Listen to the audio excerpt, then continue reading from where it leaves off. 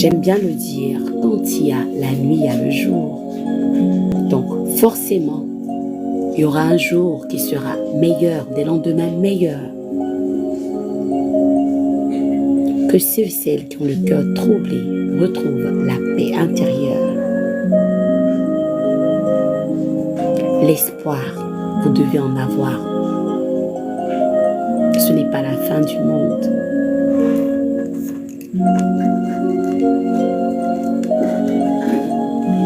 Faites attention aux émotions négatives lorsque vous êtes dans des difficultés.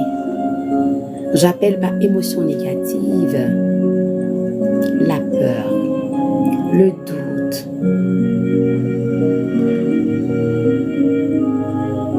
ces émotions vous déséquilibrent au fait. Ces émotions vous tirent vers le bas alors que vous cherchez à évoluer.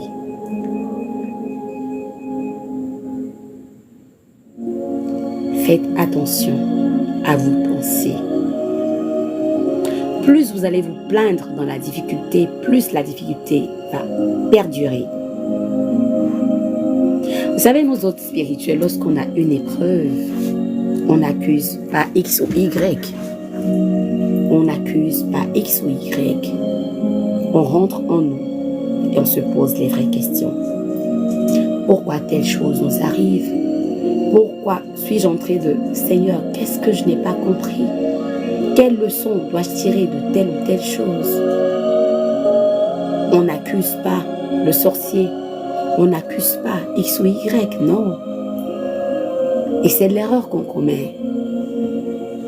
Lorsqu'on a des épreuves, tout de suite, on accuse les autres. Les autres sont responsables de nos problèmes.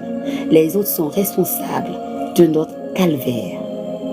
Mais en réalité, est-ce que vous savez que l'ennemi, qui est là en réalité un acteur pour vous amener à travailler sur vous et à évoluer?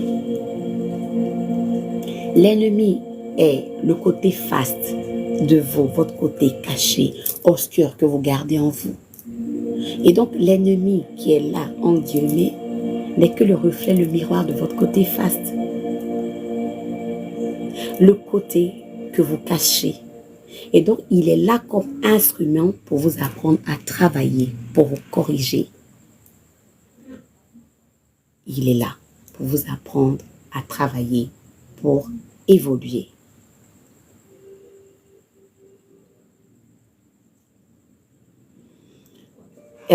Il y a beaucoup de personnes aussi qui m'ont contacté parce que actuellement les médias font leur travail de propagation, de grâce, kept down.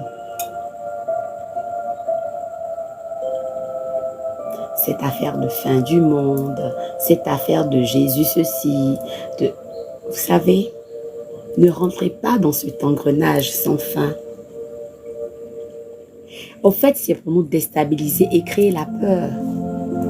La fin du monde, est-ce que ce sont eux qui ont créé le monde? Mais ils n'ont pas créé le monde. Donc, n'ayez pas peur. J'ai reçu plein de messages, des appels où on me dit, oui, pas que c'est la fin du monde, c'est la fin du monde. Mais si vous croyez que ça sera la fin du monde pour vous, et bien ça le sera pour vous. Chacun crée son paradis et son bonheur. Si vous pensez que c'est la fin du monde pour vous, et bien ça sera pour vous. Mais la fin du monde n'est même pas encore d'actualité. Ne rentrez pas dans cet engrenage. Autre chose où on a passé le temps à me ravager les oreilles avec cette affaire de Jésus. Christ noir. Mais nous, les spirituels, nous savons que le Christ était toujours noir. Mais seulement que quand on le disait, ça créait des psychoses, ça créait des disputes entre nous et les religieux. Et on a préféré se taire. Sinon, un vrai spirituel savait ça. C'est pas nouveau. Mais maintenant, que Jésus soit blanc, noir, jaune, rouge, tout ce que vous voulez, c'est quoi le problème? Oui, c'est vrai, les noirs, on a montré, mais tout ça là, c'est le petit ego. Mais c'est le petit ego. Vous voulez toujours, oui, voilà, on a revendiqué notre place de noir. Mais attendez, Jésus qui est devenu Christ, qui a atteint l'état christique, d'où Jésus tirait Christ. Mais ce Jésus était une âme comme vous et moi. L'âme a-t-elle une couleur? L'âme n'a aucune couleur. L'âme n'est pas blanche, n'est pas noire, n'est pas jaune. Quand l'âme a fini sa mission, elle sort de ce véhicule, elle va ailleurs. Jésus est un homme comme vous et moi, mais ce qui fait la différence entre ce Jésus qui a donné Jésus-Christ, c'est qu'il a atteint un niveau de conscience. Il a atteint l'état christique, qui est une prise de conscience absolue. Et beaucoup de personnes n'arrivent pas à atteindre cela. Il y a Bouddha qui l'a atteint, mais est-ce que vous savez que beaucoup de grands maîtres, actuellement, ont atteint cet état, mais ils ne le disent pas. La finalité, c'est quoi? Vous voyez, on perd de l'énergie, on perd du temps dans tout ce qui est inutile, au fait. On nous aliène. C'est-à-dire, vous perdez votre énergie. Alors de prendre cette énergie pour avancer, pour créer, pour se diversifier, vous mettez ça dans des commérages inutiles. Mais ne rentrez pas dans cet égrégore-là. On crée la peur, c'est la fin du monde. On crée ceci, la guerre ici. Mais non. L'amour est la solution de tout.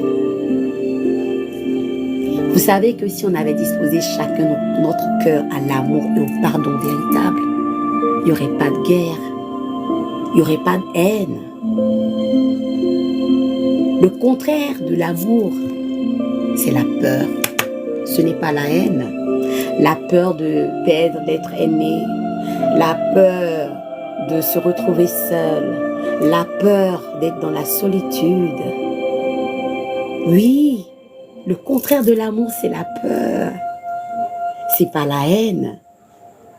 Et si l'on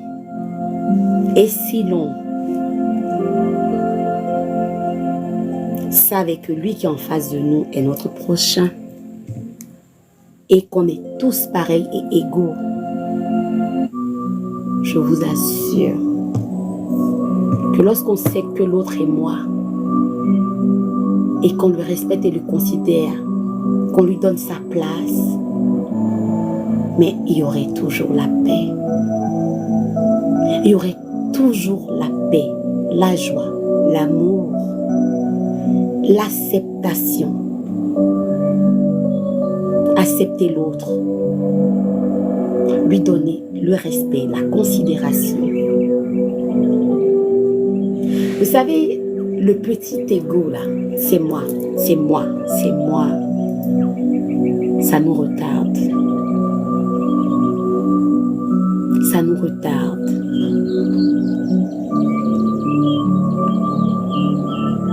Il faut considérer même le plus petit. Il faut considérer, respecter même le plus petit que nous. Parce que ce petit a une âme, au fait. C'est pas parce que l'enfant est petit qu'il ne faut pas le respecter, le considérer. Nous commettons tellement d'erreurs.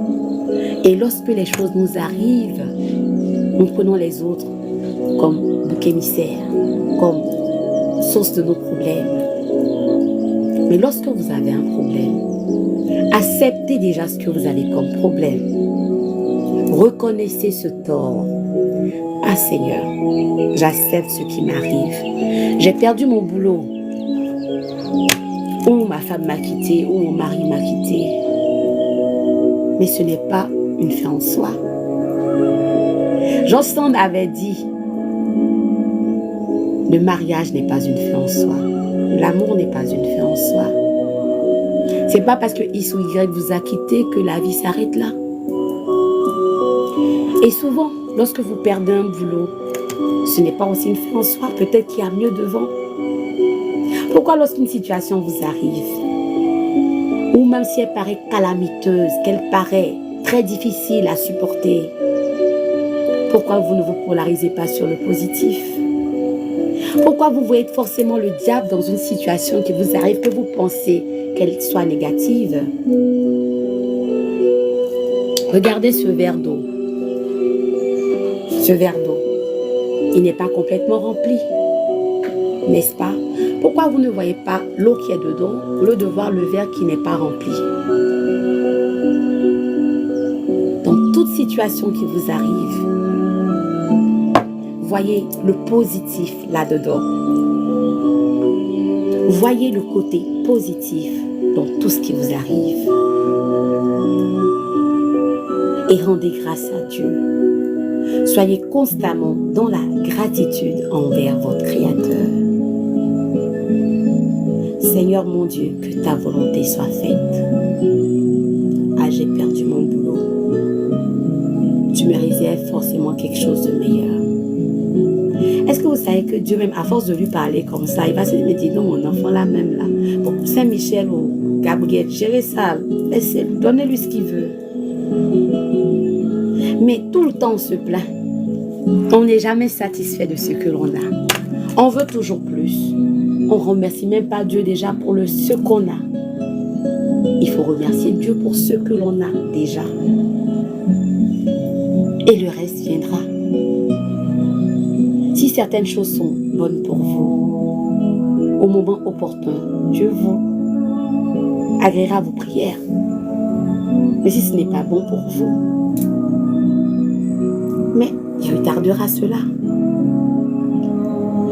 Je vous raconte quelque chose, et souvent je le donne comme exemple dans les cours et dans les travaux. Il y a un monsieur qui allait signer un grand contrat. Et il rate son vol. D'abord, il a voulu démarrer sa voiture, ses pneus étaient à plat. Il est énervé. Il a pensé, est-elle bonne ou mauvaise? Dieu a voulu qu'il rate son vol pour lui épargner la mort. Mais lui, il était en colère parce qu'il a perdu des milliards. Dites-moi, cette expérience est-elle bonne ou mauvaise? Dites-moi si cette expérience était bonne ou mauvaise. Aucune expérience n'est ni bonne ni mauvaise. Toute ni mauvaise. Dieu ne nous donne jamais des épreuves qui nous surpassent. C'est pas possible. Et nous avons la solution en nous. Il suffit juste de rentrer en nous. D'où la méditation. Vous savez, ce n'est pas faire des chapelets de demandes à Dieu qui vont changer nos vies. Ce n'est pas faire des chapelets de doléances, non. Il suffit de demander qu'une seule chose à Dieu. Et vous oubliez. Parce que c'est déjà enregistré dans la trame.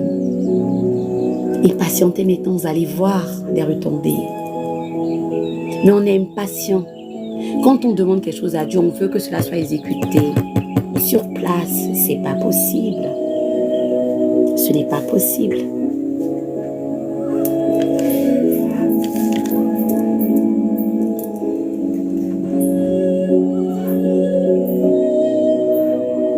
Et oui, je suis chez Fiat Loose. À cause de vous, aujourd'hui, je suis chez Fiat Loose jusqu'à cette heure-là. Parce que je tenais quand même à faire mon direct.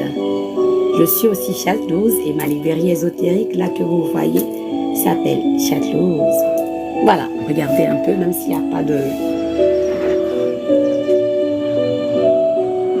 Est-ce que vous voyez? Ah, j'ai oublié que ce truc-là bouge quand je bouge, hein, donc je ne sais pas trop. Est-ce que vous voyez un peu? Voilà, c'est chez Fiat Loose. Chez Fiat Loose, vous savez, je suis médium. Vous n'avez pas besoin de vous déplacer pour que je vous fasse une consultation. Vous appelez au téléphone et je vous fais vos consultations. J'avais dit que si j'avais l'autorisation, j'allais faire des consultations en direct et j'allais faire des séances de guérison. Donc, si vous voulez qu'on puisse le faire, je vous demande de partager massivement ce direct afin que nous puissions d'abord prier, nous disposer et demander aux anges de guérison d'agir et de nous assister.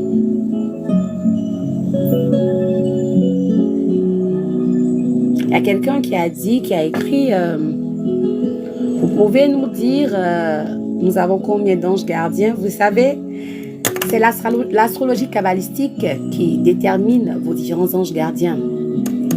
L'ange physique, l'ange mental, l'ange émotif. Et maintenant, lorsqu'on fait, il y a d'autres anges supplémentaires. Et là, je préfère me taire sur ça. Il y a une autre personne aussi qui m'a dit la spiritualité. Quoi? La spiritualité est-elle graduelle? Bien sûr qu'elle est graduelle. On ne donne pas n'importe quoi à n'importe quel moment. C'est comme un enfant qui fait les 4 pattes. Et vous voulez que l'enfant court pour aller à Washington. Est-ce que c'est possible? C'est pas possible. Parce que ce que vous oubliez, ce sont des énergies. Ce sont des pouvoirs. On donne la petite goutte pour que l'énergie s'imprègne de vos différents corps. Ah, mais c'est de ça qu'il s'agit. On ne donne pas les choses comme ça aux gens. Mais malheureusement, aujourd'hui, on se rend compte qu'il y a des gens qui achètent des grades. C'est dangereux. C'est très dangereux. Ah, c'est très dangereux. Mais vous savez, le monde est devenu du grand n'importe quoi. Excusez-moi du thème. Aujourd'hui, on veut tout acheter. Même d'autres veulent acheter l'amour. Je ne sais pas. Est-ce qu'on peut acheter l'amour? Justement, par rapport à celle qui m'a appelé hier, mes sœurs,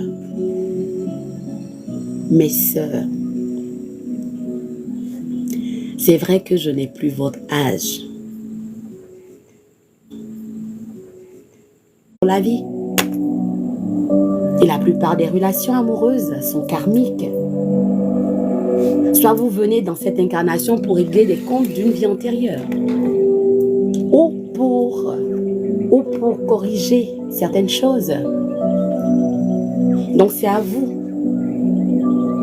de demander à Dieu la clarté pour savoir si X ou Y est pour vous. Mais pourquoi l'envoûter? Une femme doit avoir de l'assurance en elle. Elle doit avoir confiance en elle, en son potentiel en tant que femme. Mais pourquoi utiliser des choses pour avoir un homme? Mais un homme qui vous aime naturellement, c'est beau. C'est beau, c'est magnifique. Mais lorsque l'homme ne vous aime pas, pourquoi forcer? L'amour ne se force pas. Et les produits de charme ne sont que pour un temps. Ce n'est pas éternel. Les produits de charme ne sont que pour un temps. Donc, envoûter un homme, je ne vous le conseille pas. Il y a quelqu'un qui m'a dit aussi, au fait j'ai noté quelques questions pour ne pas oublier, j'avais dit que j'allais répondre à plusieurs questions. Il y a quelqu'un qui m'a dit, chaque fois que j'ai des projets, j'ai l'impression que on me vole mes idées. Chaque fois que j'ai des projets, j'ai l'impression que on me vole mes idées. Chaque fois que j'ai des projets, on me dit que mon père ou ma mère est sorcier ou sorcière. Cette affaire de sorcellerie là, vraiment. Bluetooth mode. Vraiment. Je demande pardon à nos confrères religieux qui sèment la peur dans le cœur de leurs fidèles. Pouvez vous tuer. Bluetooth connected. Pourquoi attendre quand vous commencez à travailler qu'ils doivent bénéficier de vos sous pour leur vieillesse qui vont vous tuer? Mais vous, dès qu'une idée vous vient en tête, hé mon gars, Joe, écoute Joe, man, j'ai un truc là, comment ça va être des projets, mais vraiment ça va être du... Ah! Et vous plaignez du sorcier qui a volé vos idées. Je ne vous comprends pas. L'arme du fort est le silence. Lorsqu'une idée vous vient en tête, confiez-la à Dieu. Confiez cette idée à Dieu. Merci Seigneur pour m'avoir donné le minds pour cette idée. Offrez ça à Dieu. Confiez tout dans votre vie à Dieu. Votre vie, votre couple, votre gars, votre go, votre travail. Confiez tout à Dieu. Mais nous, c'est quand il y a les problèmes qu'on confie à Dieu. Quand c'est doux là, on ne confie pas à Dieu. Quand on est dans le love là, on ne confie pas à Dieu. C'est quand ça se gâte que là on dit, hé Dieu, hé Dieu. Rosine Layo a chanté ça. Non, arrêtez.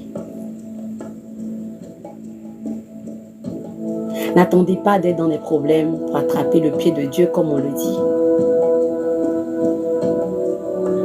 N'attendez pas d'être dans la souffrance pour dire, hey Seigneur, tu m'as abandonné. Hey Dieu, hey Dieu, hey Dieu. Non.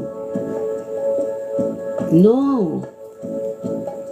Dieu doit être, c'est-à-dire que ça doit devenir une habitude. Et c'est un truc qu'on ne force pas. C'est naturel.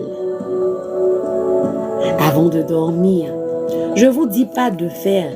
Dis je vous salue Marie. Dis chapelet. C'est pas ça, prier. Juste gardez votre connexion avec Dieu. Seigneur, merci pour la journée. Merci d'abord pour ma vie, le souffle de vie. Est-ce que l'air que vous respirez, là, vous payez cette terre? Le souffle de vie, là, est-ce que vous payez ça? Vous ne payez pas le souffle de vie. Vous ne payez pas l'air que vous respirez. Mais alors,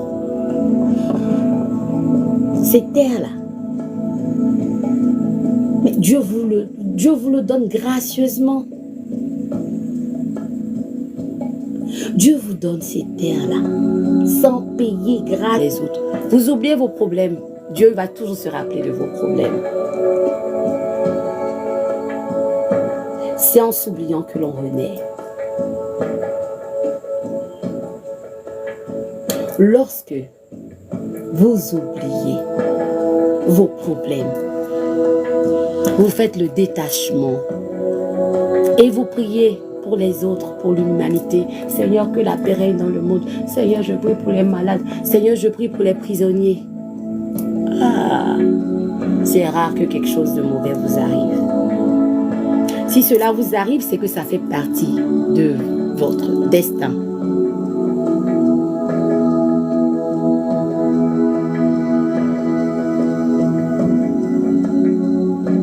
Ne soyez pas péjoratif. Ne soyez pas pessimiste. Soyez toujours optimiste. Vous savez que le fait de s'imaginer, de faire ce que nous on appelle la visualisation créatrice, d'imaginer le positif dans tout ce que vous recherchez, eh bien vous l'obtenez. Parce que les pensées créent. Les pensées créent. Oh, ce boulot, j'aurais voulu un boulot comme ci, je me sentis comme ça. Et vous mettez de l'émotion positive, c'est-à-dire de la joie dedans. À force de penser à cela, les hiérarchies célestes, si vous êtes dans les conditions psychiques qu'il faut, valideront cela. Si vous êtes dans les conditions qu'il faut, c'est-à-dire ne pas avoir de rancune, ne pas avoir de rancœur, essayez de mener une vie saine, une hygiène de vie. Demandez, cela vous sera donné.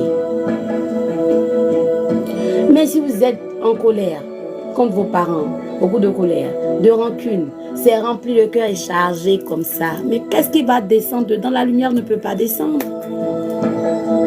Et là on dit, je prie tous les jours, je récite la nuit 20 chapelets, je suis tout le temps à l'église. Mais c'est pas ça que Dieu regarde. Ce n'est pas ça que Dieu regarde. Dieu regarde la beauté du cœur. Celui qui travaille vraiment sur lui, travaille sur son intérieur et automatiquement ça se reflète sur la personne. Avec Dieu, là, on ne se décourage pas. Avec Dieu, on attache la ceinture et on avance et on dit, je suis prête.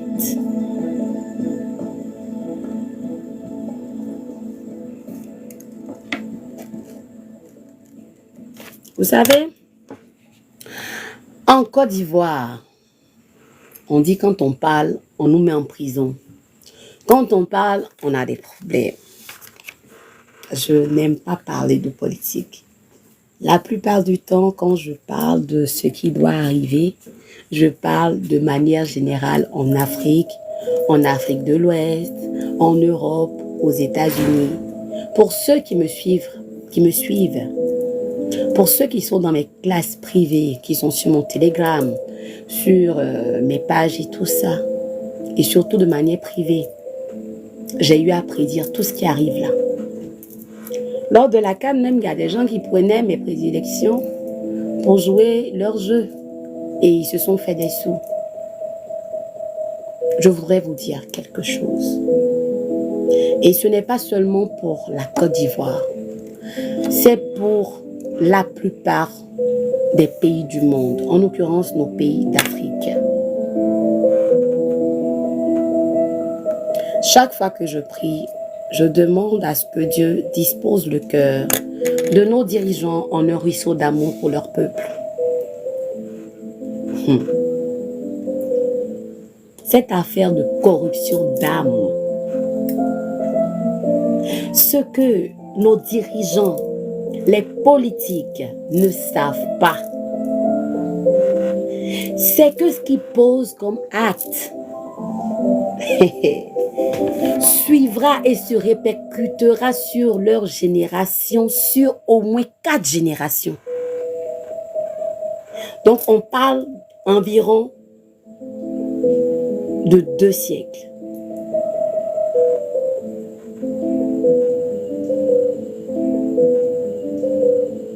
La mort est l'ami le plus fidèle. Il ne manque aucun rendez-vous. Elle ne manque, aucun rendez-vous. La mort. Mais, vous savez,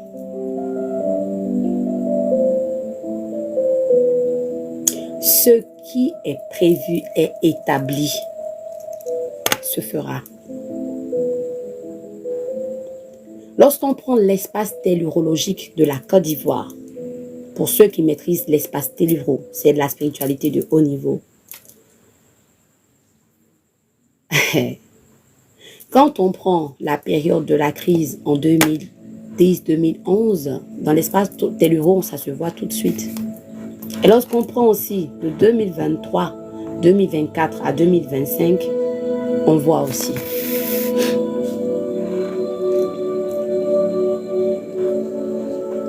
Je ne fais pas de politique. Je ne suis pas politique. Je ne m'entends même pas avec les politiciens. Parce qu'ils n'aiment pas la vérité. Et moi, en tant que spirituel, j'ai le devoir de les rappeler à l'ordre. Il faudrait qu'ils aient une prise de conscience. Nul n'est immortel. Nul n'est éternel.